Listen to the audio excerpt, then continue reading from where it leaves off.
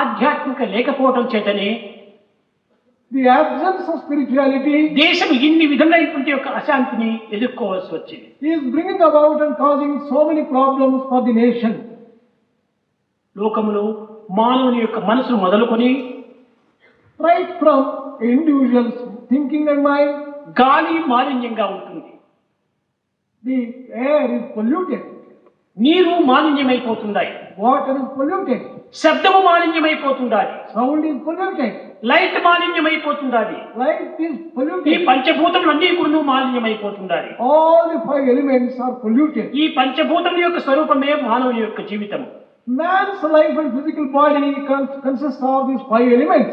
కనుక మానవుడనగా ఈనాడు ఏ రకంగా రూపొందుతున్నాడంటే పంచభూతముల యొక్క మాలిన్య స్వరూపుడే మానవుడిగా రూపొందుతున్నాడు. Today's man is becoming an embodiment of the pollution of all the five elements.